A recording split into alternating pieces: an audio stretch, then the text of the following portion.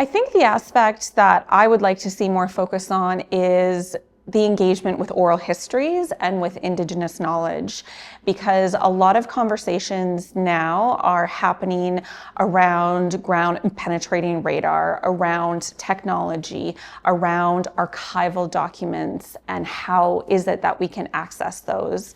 All perfectly valid questions, but we also have to look at who is living in our communities now. I think there's been a real emphasis on the role of technology, and technology is important, but there are many other ways to get answers, including in the archives, talking with survivors, and looking at various forms of information. All of that really needs to be considered when searching the grounds and searching for the children. I think there's an assumption that the records are there and they're complete and they have all the answers. And one thing about the archives that I'd just like to caution is that it's going to be an ongoing struggle to navigate where all the different record holders and the restrictions that go along with that. And just trying to access them is just the first part. Once you get access to these records, you have to go through thousands of pages and sift through and see what we can find, and then hopefully you can transcribe them and build a searchable database so that when families reach out, you can search for their loved ones and try and find as much information about that and to give that information back to the communities. It's complicated on a number of fronts, partly because of the vast and complicated traumatic history of these institutions and the many places that children were taken to, sometimes multiple institutions. Records aren't easy to access. There's gaps in those records.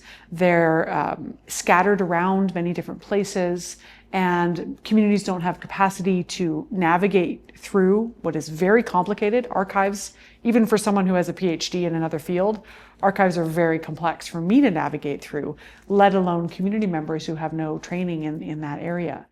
Every Indigenous community is going to be at their own particular place in healing and in seeking the truth and in reconciliation. And so I don't think that there is one particular timeline for this work. I think that communities are going to do it as they see fit. And I think that is actually the perfect way to do it, is that they set the time frame, they set the agenda, they set the research questions, and they do their work in a way that suits them. I think that that is going to contribute to sovereignty, to a better understanding of who we are as a people. And in our culture, there's a difference in how we perceive things, right? People have asked for proof. Did this really happen? Did these priests do this? Did these nuns do this? Well, what more proof do you need, right? If somebody is opening up, an elder, say, who is 85 years old, is opening up as to what happened to them. Because it's not concrete proof, that doesn't minimize what they went through, right? So we continuously have to educate the larger society as to what our people went through and, what they suffered. I think greater accountability from the churches, really. It was run by them.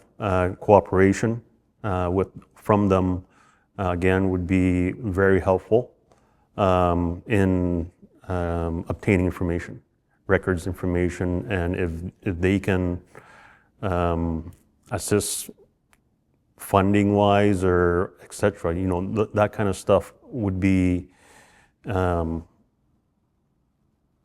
beginning, I believe, of reconciliation, healing for our survivors. Definitely from the provincial government, federal government, again, taking responsibility and assisting the nations that, in whatever way that they can with legislation, access to records. Some of those things are are what delays the project from moving forward. So I think it's important that everyone is on the same page and that they're able to provide that support in a good way and support all Indigenous nations with their request to have access to those important records.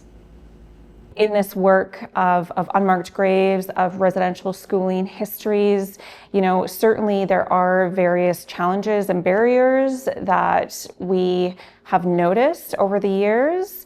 One would be access to funding, one would be archival records. There are many along the way, but we've always held Indigenous excellence. We've always acted as sovereign people, and through certain cultural traditions and protocols, but also with high expectations of ourselves and collaboration, that we can do nearly anything that we put our mind to.